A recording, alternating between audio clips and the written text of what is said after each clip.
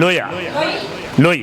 Okay, నేను కొంచెం వరుసలో కొంతమంది చెబుతాను, వాళ్ళ దగ్గరికి వచ్చిందా చూద్దాం. ఓకే, హన్నా గురించి మీకు తెలుసు కదా. హన్నా ఎవరు? సమూయేలు తల్లి. హన్నా ఎవరు భార్య? ఎలకానాకి ఎంతమంది భార్యలు? మొదటి భార్య పేరేంటి? పెనిన్నా. Hannah, Peninnah. అయితే హన్నా అంటే ఆయన భర్తకి చాలా ఇష్టం, 2 పాళ్ళు ఇస్తున్నాడు. వేరే పెనిన్నాకి పిల్లలు బాగా పడుతున్నారు. ఓకే, సంవత్సరం రాగానే 2 పిల్లలు 3 పిల్లలు గంట వస్తుంది. ఈ హన్నాకి మాత్రం పిల్లలు ఎప్పుడైతే పెనిన్నాకి ఎక్కువ పిల్లలు పుట్టారో హన్నా ఇంటికి వచ్చి నడుస్తూ ఉండేది. ఎందుకని? అయ్యా నీకు పుట్టారనా? నాకు పుట్టలేదే. వాడు సంతోషంగా ఉండని బాధ, గుడ్రాలుగా ఉంది కదా, బాధపడింది. హన్నా గురించి మనం నేర్చుకోవాల్సిన విషయం అంటే, హన్నా ఒకటి అనుకుంది, బిడ్డలు పుట్టాలని ఒక పెట్టుకుంది. కానీ బిడ్డలు పుట్టకపోయేసరికి ఆవిడ ఏం చేసింది? దేవుని విడిచిపెట్టిందా? చెప్పండి. మొదటి సమయాల గ్రంథంకి వెళ్ళిపోండి త్వరగా. మనకు కొంచెం ఈరోజు లేట్ అయితే ముందు ప్రిపేర్ అవ్వండి మీరు. మొదటి సమయాల గ్రంథంకి వచ్చాయమ్మా, పక్కనే ఉందా? మొదటి సమయాల గ్రంథంలో 1వ అధ్యాయంలో చూడండి. అది ఓకే, మనం చెప్పుకున్నాం. ఇప్పుడు 10వ వచనం, బహు దుఃఖక్రాంతురాలే వచ్చి యెహోవా సన్నిధిని ప్రార్థన చేయొచ్చు. మనం నేర్చుకోవాలి, హన్నా ఎలాంటి ప్రార్థన పర్రాలు? దుఃఖాక్రాంతులై తర్వాత యెహోవా సన్నిధిని ప్రార్థన చేయొచ్చు, బహుగా ఏడ్చుచు. ఆవిడ ఎంత ప్రార్థనా పర్రాలంటే దేవుని సన్నిధికి వచ్చి ఆత్మకు నుంచి బహుగా ఏడ్చి ప్రార్థించేటువంటి గొప్ప స్త్రీ హన్నా. మీ హన్నా స్టోరీ చేసి అంతా చెప్పమంటే సమయం చాలదు. హన్నా ఏం చేసిందంటే తనకు కావాల్సిన దానికోసం దేవుని మందిరానికి వచ్చింది. ఎక్కడికి వచ్చింది? మీకు కావాల్సిన దానికోసం బయటికి ఎక్కడికి వెళ్ళబకండి. అక్కడికి వెళ్తే పుడతారు, ఇక్కడికి వెళ్తే చేస్తారు, ఏమొద్దు, దేవుని మందిరానికి రండి. వినండి జాగ్రత్త, ఎక్కడికి రావాలి? దేవుని మందిరంలో సమృద్ధి. దేవుని మందిరానికి వచ్చి ఏడ్చుచు బహుగా ప్రార్థన చేసింది. దేవుడు ప్రార్థన చేసిన తర్వాత హన్నా గురించి ఇంకో విషయం చెప్తా. అప్పుడు దాకంతా పిల్లలు పుట్టక ముందు బాగా ఏడ్చిందంట. ఎప్పుడైతే దేవుని మందిరానికి వచ్చి ఏడ్చి ప్రార్థన చేసి ఇంటికి వెళ్ళిపోయాక హ్యాపీగా ఉందంట. ఏంటమ్మా నిన్న దాకా ఏడ్చా, ఇప్పుడు హ్యాపీగా? నేను మందిరానికి వెళ్ళి ప్రార్థన చేశాను. మీకు అది వాకింగ్ కూడా చూపిస్తా. ఆనాటి నుండి 18వ వచనం చూడండి. ఆమె అతనితో నీ సేవకుడు నేను దృష్టికి కృపణుందును కాక. తర్వాత ఆ స్త్రీ తన దారిని పోయి భోజనం చేయొచ్చు. నాట నుండి దుఃఖముఖంగా ఉండట. ఇంతకాలం దుఃఖంగా ఉంది, ఇప్పుడు ఎందుకు దుఃఖం మానేసి చెప్పండి మీరు. ఇప్పుడు నీ భారం యెహోవా మీద మోపి మీరు ఏం చేయాలి? కూల్గా ఉండాలండి. మీరు ఏదైతే ప్రార్థన చేస్తున్నారో దేవుని సన్నిధిలో కుమ్మరించి ఆ భారాన్ని మరలా మీరు మోసుకెళ్ళొద్దు. ఆ భారాన్ని దేవుని మీద మోపి మీరు హ్యాపీగా నీ భారం యెహోవా మీద మోపి సంతోషంగా. ఇది మనం నేర్చుకోవాలి. మనం దేని గురించి అయితే ప్రార్థన చేస్తున్నాం, ఆ ప్రార్థన చేసి ప్రభువుకు వదిలేసి చక్కగా హ్యాపీగా ఉండాలి మనం. ఇది ఒకటి నేర్చుకోండి. తర్వాత దేవుడు దర్శించాడంట. సమూయేలు పుట్టాడు. పుట్టిన తర్వాత ఒక తీర్మానం చేసుకుంది, ఆ బిడ్డ పుడితే ఏది క్షౌరం చేయించను, తర్వాత నాజీరు చేయబడి నీకే ఇచ్చేస్తాను ప్రభువా అని తీర్మానం చేసుకుంది. ఇవ్వనండి, ప్రార్థనకి జవాబు రావట్లేదని ఒక నిబంధన చేసుకుని ప్రార్థన చేసింది. గుర్తుపెట్టుకోండి, మీరు కూడా ప్రార్థన చేసినప్పుడు మామూలు జవాబు రాకపోతే హన్నాలాగా దేవునితో నిబంధన తీర్మానం చేసుకుని ప్రార్థన చేయాలి. చేయండి. అలాగా తీర్మానం చేసుకోండి. దేవుడు బిడ్డలను ఇచ్చాడా లేదా? ఎంతమంది పుట్టారు? ఫస్ట్లో ఒక అబ్బాయి పేరేంటి? సమూయేలు పుట్టాడండి. పుట్టిన తర్వాత ఏముంది? దేవుని మందిరానికి వెళుతున్నారు. వీళ్ళు సంవత్సరం ఒకసారి ముక్కుబడి చేసుకుని వెళ్తారు. భర్త అన్నాడు, మిగతా వాళ్ళు అన్నారు, ఇదిగో దేవుని మందిరానికి వెళ్తాను, వస్తామంటే నేను రానే రా. ఎందుకంటే నేను దేవునితో ఒక తీర్మానం చేసుకున్నాను. అది ఎప్పుడైతే దేవుడు ఫుల్ఫిల్ చేశాడో అంతవరకు రానని. పాలు మానిపించేంతవరకు వెళ్ళలేదు. పాలు మానిపించిన తర్వాత కుమారుని పట్టుకొని దేవునికి బలిచ్చే కార్యక్రమం అన్ని పట్టుకొని అర్పణలను తీసుకొని వచ్చి మందిరానికి వచ్చి, ఇదిగో నేను మొక్కుకున్నాను ఆ రోజు, ఏలితో ఉంటుంది, నేను ఆ రోజు మొక్కుకున్నాను, ఈరోజు మరలా నా కుమారుడిని తెచ్చి.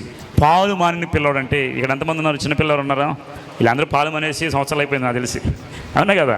పాలు మానిన పిల్లలు అంటే ఎంతకాలం ఉంటుంది చెప్పండి? 6 నెలలు. అప్పుడు కూడా అలాగే ఉండేదా? 5 ఏళ్ళు దాకా ఉంటుంది నాకు తెలిసి. 5 ఏళ్ళు, సరే 3 ఏళ్ళు అనుకో, 1 సంవత్సరం అనుకోండి. సమూయేలు పాలు మానగానే తీసుకొచ్చి దేవుని మందిరంలో పెట్టి వెళ్ళిపోయాయి. ఎగ్జాంపుల్ చెప్తానండి, ఇదే దేవుని మందిరం అనుకుందాం. ఓకే, దేవుని మందిరంలో ఎవరైనా ఉంటారు? మనం వస్తే తలుపు తీస్తాం కదా. అయితే ఆ రోజు చిన్న బిడ్డ తెచ్చి మందిరంలో వదిలేసి వెళ్ళిపోయింది. వదిలేసి ఇప్పుడు వాడు ఆకలి అయితే ఏడుస్తాడు, అమ్మ ఉందా చూసుకోవడానికి, అన్నం పెట్టడానికి ఎవరు ఉన్నారా? ఒక తల్లి కుమారుడు ఎవరు లేని చోట వదిలిపెట్టడానికి ఎంత ధైర్యం కావాలి చెప్పండి. కానీ ఆ ధైర్యం చేసింది ఎవరు? హన్నా. ధైర్యం చేసి ఆ బిడ్డను ఒక్కడిని వదిలిపెట్టేసి, ఎవరు చూసేవాళ్ళు ఉన్నా లేకపోయినా, మీరు కేర్ ట్యాక్స్ దగ్గర మీ బిడ్డను పెడితే మీ ప్రాణం కొట్టుకులాంటిది కదా, అట్లాగే బిడ్డను వదిలేసి ఇంటికి వెళ్ళిపోయిందండి.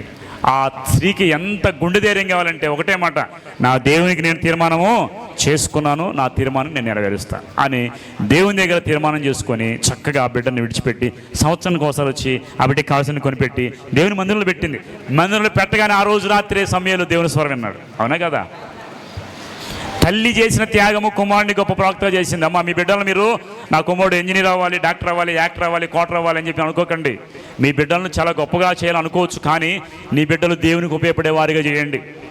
ఒక ప్రవక్తను తయారు చేసింది ఎవరు? హన్న ప్రార్థన వల్ల, ఆవిడ త్యాగం వల్ల సమూయేలు గొప్ప ప్రవక్త అయ్యారు. మీరు ఏమనుకుంటారంటే రాజు దగ్గర సైన్యంలో ఉంటే చాలు, ఒక జాబ్ చేస్తారు, కానీ దేవుడు ఏర్పాటు చేసినటువంటి సమూయేలు గొప్ప ప్రవక్త. ఆ ప్రవక్త వచ్చింటే రాజులు కూడా గనగన అంత గొప్పవాడయ్యాడు. తల్లి చేసిన త్యాగం కుమారులకు ఆశీర్వాదం, సమాజానికి. కాబట్టి హన్నాలాగా మీరేం చేయాలి? మీ బిడ్డలను దేవుని యొక్క కృపలో.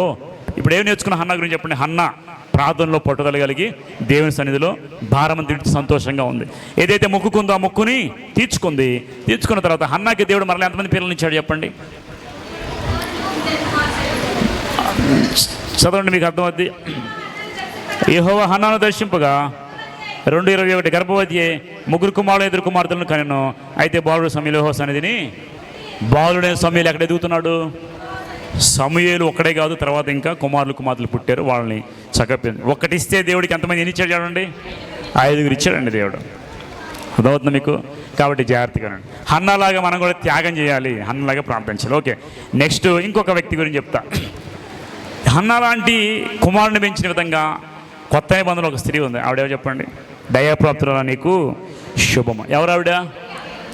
మరియమ్మ గారు. ఏ మరియమ్మ? యేసుక్రీస్తు తల్లి అని. ఆవిడ గురించి మీకు తెలుసుగా బాగా. వచ్చి యేసుక్రీస్తు పుట్టతాడని దూత వచ్చి చెప్పగానే భయపడిపోయింది. ఇదిగో నువ్వు కుమారుణ్ణి కంటావు, అతడు పుట్టి సర్వోన్నతుడి కుమారుడు అనబడతాడు, అతను అనేక మందిని రక్షణలోకి నడిపిస్తాడు, ఇమ్మాలని పేరు పెడతాడు. అంటే ఈవిడ వెంటనే తొందరపడి, నాకు ఎలా జరిగింది, నాకు ఇంకా వివాహం కాలేదు కదా, అవుతుందా, నాకు ఇంకా వివాహం కాలేదు కదా అంటే ప్రభు ఆ దూత అంటది, భయపడకు, నీవు దేవుని వల్ల కృప పొందావు, నీ కుమారుడు పరిశుద్ధాత్మ ద్వారా పుడతాడు, కాబట్టి నీవు భయపడక అతన్ని పెంచి అతను అనేక మంది రక్షణ నడిపిస్తాడు. ఓకే, నీ చిత్తమే నాకు జరుగునుగాక. ఒకసారి చూడండి, లూకా సువార్త అనుకుంటా, ఆ ఒక్క మాట చదువుతాం. లూకా సువార్త 1వ అధ్యాయంలో 38 వచ్చిన చదవమ్మా. 38 1:38. అందుకు మరి ఇదిగో ప్రభు దాసురాలను నీ మాట చొప్పున నాకు జరుగునుగాక అంత దూత ఆమె ఎద్దు నుండి ఎప్పుడైతే మాట ఇచ్చిందో దూతకి వెంటనే దూత వెళ్ళిపోయాడు, హ్యాపీగా వెళ్ళిపోయాడు. అరే కూర్చోండి, ఎందుకు లేస్తారు పోతాను నేను కాదు. ఓకే వెళ్ళండి. మరియమ్మ గారి నుంచి కొన్ని విషయాలు నేర్చుకుందాం, జాగ్రత్తగా నా వైపు చూడండి. మరియమ్మలాగా మీరు ఆశ్రయించబడాలంటే కొన్ని త్యాగాలు చేయాలి. పెళ్లి కాకుండా కుమారుడికి అంటున్న రోజుల్లో పాపం అలా కంటే ఏం చేస్తారు? గర్భవతి ఏం చేస్తారు? రాళ్ళతో కొట్టి చంపేస్తారు. ఈవిడ ఆ ముందు భయపడింది, కానీ తర్వాత నన్ను రాళ్ళతో కొట్టి చంపినా పర్వాలేదు, నేను మాత్రం దేవుని చిత్తము చేస్తానని తీర్మానం చేసుకుంది. తర్వాత యేసుక్రీస్తుని అలాగే పెంచిందా లేదా? మరియమ్మ గారి గురించి ఒకటే విషయం నేర్చుకోవాలి, నా ప్రాణం పోయినా పర్వాలేదు, దేవునికి నేను అవకాశం ఇస్తాను, నా గర్భం ఇస్తాను. మీరు ఎవరన్నారు అలాగా? నా ప్రాణం పోయినా పర్లేదు, నా డబ్బు పోయినా పర్లేదు, నా ఆస్తి పోయినా పర్లేదు, నా టైం పోయినా పర్లేదు, దేవునికి ఇస్తాను అనుకుంటారు మీరు. కనీసం సమయమే దేవునికి ఇవ్వలేకపోతున్నాం, కానీ మరియమ్మ గారు ప్రాణానికి తెగించి దేవునికి తన గర్భాన్ని ఇచ్చింది. ఈరోజు ఆ మరియమ్మ గారి గురించి మనం నేర్చుకోవాలి. ఆవిడ వల్ల ఆశీర్వాదం పొందిన వాళ్ళందరూ కూడా ఈరోజు ఎంత పొగుడుతున్నారు తెలుసామని, అవునా కదా? ఓకే, తర్వాత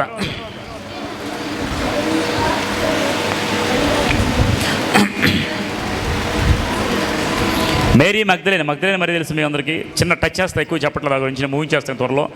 మగ్దలేన మరి తెలుసు మీకు? మరియలు బైబిల్ ఎంతమంది ఉన్నారు? 7. మీకు వచ్చి నేను తెలిసి మరియల పేరు చెప్పండి. యేసుక్రీస్తు తల్లి అయిన మరియా, మగ్దలేన మరియా, యాకోబు తల్లి మరియా, వివేక మరియా, ఇంకో 7 అయిపోయినాయి. మొత్తం ఎంతమంది? 7. మీకు 3 తెలుసు, నాకు తెలిసి మగ్దలేన మరియా, తల్లి అయిన మరియా, అంతే కదా? ఓకే వినండి జాగ్రత్తగా. ఈ మరియా, మగ్దలేన మరియా ఎలాంటి మరియా తెలుసు మీకు? దెయ్యాలు పుట్టిన మరియా ఇంకొక ఆవిడ ఉంది, 7 దెయ్యాలు పుట్టిన మరి. వ్యభిచారములో పట్టబడి కొట్టబడినటువంటి మరియా ఒక ఆవిడ ఉంది సరా, ఆ మరియా చూడండి. ఆ మరియా దేవుని దగ్గరకు వచ్చి దేవుని దగ్గర నేర్చుకొని ఆయన పాదాల దగ్గర ఆయన యొక్క సహవాసములో నిలబడినటువంటి మరియా మగ్దలేనే మరియా. మీకు అర్థమవుతుందా? కాబట్టి యేసుక్రీస్తు పక్కన ఎప్పుడు ఉండి నేర్చుకున్నటువంటి మరియా. ఓకే, తర్వాత నా వైపు చూడండి. షునేమీరాలు ఒక తెలుసు మీకు? షునేమీరాలు గనురాలైనా, నా వైపు చూడండి, మీ వాక్యం వినండి. గనులైన స్త్రీ. ఏ ప్రవక్తకి స్థానం ఇచ్చింది ఇంట్లో? ఎలీషానా ఎలియానా? ఎలీషా. గనుమీరాలు షునేమీరాలకి పిల్లలు ఉన్నారా లేదా? పిల్లలున్నారా? లేరు. ఆవిడంట వినండి, రోజు ఒక భక్తి కలిగిన దైవజనుడు వస్తూ ఉన్నాడు. నా వైపు వాక్యం వినాలి. వస్తా పోతా ఉంటే ఇది ఎవరు వస్తున్నారో ఒకసారి ఇంటికి పిలుద్దాం. మనం విన్నారా? భక్తి కలిగిన దైవజనుడు వస్తున్నాడు, ఇంటికి పిలుద్దామని పిలిచి ఇంట్లో పైన ఒక రూమ్ ఇచ్చి, వినండి, ఇంట్లో ఏమిచ్చింది? రూమ్ ఇచ్చి ఒక దీపము, ఒక బల్ల, ఒక పీట ఇచ్చిందంట. ఎవరికి? ఎలీషాకి. ఎలీషా ప్రవక్తకి ఇలా ఇవ్వటం చూసి ఎలీషా ఒకరోజు అన్నాడు, ఎంతకాలం మనల్ని చక్కగా ఆదరించింది, ఇవిడికి ఏమైనా చేద్దామని పిలిచి, ఇదిగో నీకేమైనా కావాలంటే ఆవిడ ఏం వద్దంది. ఈయన అన్నాడు శిష్యుడు, ఆవిడకి చాలా కాలం నుండి పిల్లలు లేరు. అయితే ఒక్క నిమిషం పిలిపించి ప్రార్థన, ఇదిగో దేవుడు నిన్ను ఆశీర్వదిస్తున్నాడు, ఈరోజు రాబోయే దినాల్లో నీకు కుమారుడు నీ ఇంట పుడతాడు. సంవత్సరానికి కుమారుడు పుట్టాడు లేదా? ఈ షునేమీరాల గురించి ఏం నేర్చుకోవాలంటే, దైవజనులైన ప్రవక్తలు ఇంట చేర్చుకుంది. ఎక్కడ చేర్చుకుంది? ఇంట చేర్చుకొని ఆహారం పెట్టి అవసరాలు తీర్చి ఒక రూమ్ కూడా ఇచ్చిందండి. మేడమైన రూమ్ ఇచ్చింది. ఆ కుటుంబంలో అద్భుతం జరిగింది. ఎప్పుడు కుమారులు లేరు, బిడ్డలు లేరు, కానీ ఆ కుటుంబం ఆశీర్వదించబడిందా లేదా? ఖచ్చితంగా ఆశీర్వది. ఈరోజు మనం కూడా షునేమీరాలాగా దేవుని యొక్క బిడ్డలకు, దేవుని యొక్క సేవకులకు ఏం చేయాలి? ఇప్పుడు మీరు ఇంటి మీద ఏమి ఇవ్వాలి? రూమ్ ఇవ్వాలి. మేడగది ఏం పెట్టాలి? మేడగదులు ఉన్నాయి మీ ఇంట్లో? మేడ మీద ఏం పెట్టాలంట? ఒక దీపము, ఒక బల్ల. అంటే చదువుకోవడానికి బైబిల్ వాక్యం. ఎవరైతే సేవకులను ఆదరిస్తారో కుటుంబాల్లో లోట్లని దేవుడు తీరుస్తాడు. ఓకే, ఇంకో విషయం చెప్తా. రాహాబ్ అనే వేశ్య తెలుసా మీకు? తెలుసా? ఆవిడేం చేసింది? వేశ్య, కానీ దేవుని యొక్క వంశావళిలో ఆ పేరు ఉంది. ఎందుకే చెప్పండి? దేవుని పేర వచ్చిన వేగుల వారిని చంపకుండా కాపాడిందండి. అంటే ఆవిడ బతుకంతా నీచమైందైనా దేవుని బిడ్డలకు ఆశ్రయం ఇచ్చినందున ఆమె కుటుంబం, ఆమె ఒక్కదాని వల్ల వాళ్ళ ఫ్యామిలీ రిలేషన్స్ ఎవరున్నారు అందరూ కూడా ఎరుకో గోడలో యుద్ధం జరిగేటప్పుడు ఎరుకో పట్టణంలో వాళ్ళందరూ కాపాడబడి, ఒక్క షునేమీరాలు ఎలాగైతే ఆశ్రయించబడిందో, ఎలాగే ఈ బిడ్డ ఎలాగైతే ఆశ్రయించబడిందో, కాబట్టి మనం కూడా దేవునికి, దేవుని బిడ్డలకి అవకాశము ఇవ్వాలి. తర్వాత మీకు ఇంక చాలా ఉన్నాయి. సారేపతి విధుల గురించి నేను ముగించాను. సారేపతి విధులలో ఏం చేసిందంట? తినడానికి లేకపోతే దేవుడు పంపిస్తే మొట్టమొదటి అప్పం కష్టమైన, వినండి, కష్టమైన మొదటి అప్పం తీసుకొచ్చి ఎవరికి ఇచ్చింది? ఏ ప్రవక్తకి ఇచ్చింది? ఏలే ప్రవక్తకి. ఆమె దగ్గర ఉన్నది ఎన్ని అప్పాలు అంటే 2 చేసుకొని, ఇంత పిండి ఉందండి, దాన్ని 2 చేసుకొని 3 చేసుకోవచ్చు. ఏలే అన్నాడు, నువ్వు ముందుకెళ్ళి మొట్టమొదటి ఇంత పిండితో నాకు చిన్న అప్పం చేసి అంటే కష్టం మీద చేసి ఇచ్చిందంట. ఇవ్వగానే తినేసి అన్నాడు, ఇదిగో ఇక మీదట నీ ఇంట్లో ఇప్పుడు కూడా పిండి బిస్కెత్తొట్టే తక్కువగా, పిండి తక్కువ కాదు, నీ నూనెలో బుడ్డిలో నూనె తక్కువ కాదు అనే మాట. చిన్న అప్పుని తిని ఆ కుటుంబాన్ని ఆశ్రయించాడు. కాబట్టి ఏం చేసిందంటే ఆ విధవరాలు ఉన్న కొంచెంలో దేవుని యొక్క పరిచర్య కోసము దేవుని సేవకునికి ఏం చేసింది? అప్పం పెట్టింది. అప్పం పెట్టడం వల్ల నష్టపోయిందా, లాభపడిందా? మనం ఏమనుకుంటామంటే మన ఇంట్లో తినేది, మన బిర్యానీ పాస్ట్కి పెడితే మనకు అయిపోద్దామో, మన ఇంట్లో చేసుకునేది ఏమైనా పాస్ట్కి పిలిస్తే పాస్ట్ తింటే మనకు ఉండదేమో, మన పిల్లలు తింటే అనుకోకండి. ఎప్పుడు కూడా చిన్నది ఫస్ట్ మీరు తీసి దేవుని సేవకులకి పెట్టండి పక్కన. అర్థమవుతుందా? ఎప్పుడు పిల్లల బిర్యానీలకి ఫస్ట్ తీసి ఏం చేయాలంట? అప్పమో దేవుని బిడ్డలకి పెడితే వారు తిని మిమ్మల్ని ఆశీర్వదిస్తారు. ఏసన్న గారికి ఒకసారి ఏసన్న గారు ఒక మాట చెప్తున్నాడు, ముగించేస్తున్నాను. ఏసన్న గారు అంట చాలామంది రైస్ తెస్తూ ఉంటారు, తెచ్చి బియ్యం పెడతారు అక్కడ. మనకు అలవాట్లేదు కదా. బియ్యం తెచ్చి వాళ్ళు ఏం చేశారంటే తెచ్చి రైస్ పెడితే ఆయనకు వండి పెడుతుంటానంట. ఆ రైస్ కొన్ని లావుగా, కొన్ని మట్టిగా, ఇలా కొన్ని తినలేకపోతాని సేవకులు ఏం చేశారు, మంచి రైస్ వండితే పక్కన పెట్టాడు. ఆయన అంటే అన్నం తినలేదంట. ఏంటంటే అయ్యగారు అన్నం తినలేదంటే వాళ్ళు కష్టపడి వాళ్ళ దాంట్లో ఉన్న చిన్న బియ్యం తెస్తే అది నేను తిని వాళ్ళని ఆశీర్వదిస్తాను, వాళ్ళకి ఆశ మీరు అవి తీసి పక్కన పడేస్తే వాళ్ళకి ఆశ దొంగిలిస్తాను అన్నారంట. నేను అర్థమేంటి తెలుసా? మొట్టమొదటి దానిలో కడుపు నిండదు, కానీ దానివల్ల ఏం చేస్తారు వాళ్ళు? ఆశీర్వదించినట్లుగా ప్రార్థన చేయాలని దేవుడు నిర్ణయించాడు. కాబట్టి ఈరోజు నుండి మనం కూడా ఏం చేయాలి? మొట్టమొదటి కట్టదెంపగానే మనం డేక్షలు వేసుకుని వండుకోవడం కాదు, తీసి పక్కన పెట్టండి. ప్రతి ఒక్కరు నేర్చుకోవాలి. నిజంగా ఆ స్త్రీ నేర్చుకుంది. మొట్టమొదటి దేవునికి ఇవ్వండి. ఈరోజు మీరు ఏది చేసినా ఒక మంచిది, మీ ఇంట్లో ఒక పండు పండిందా, మొదటి తీసి పండు దేవునికి ఇవ్వండి. తర్వాత మీరు తెచ్చుకున్న ఆహారంలో కానీ, తర్వాత రైస్లో కానీ ఒక భాగం తీసి పక్కన పెట్టేసి దేవునికి వాడండి పరిచర్య కోసం. ఈ రోజు అలవాటు చేస్తుంది. ఈ స్త్రీలందరి గురించి మీరు చాలా నేర్చుకున్నారు. చాలా ఇంకా ఎక్కువ చెప్పుకున్నా కానీ మీకు ఏమవుద్దంటే వెక్స్ అయిపోద్ది. దేవుడి ఈ మాటలు దీవించి ఆశ్రయించి ఫలింప చేయనుగాక. హల్లెలూయా చెప్పండి, హల్లెలూయా. స్త్రీలందరూ చాలా బలమైన వారు. స్త్రీలు లేకపోతే ప్రపంచమే.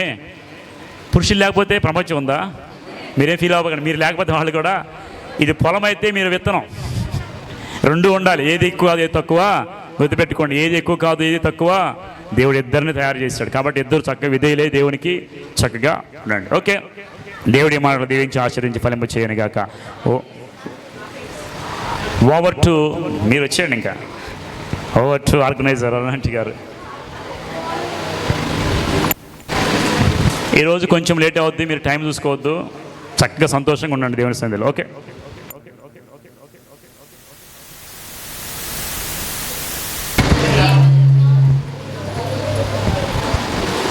రోజు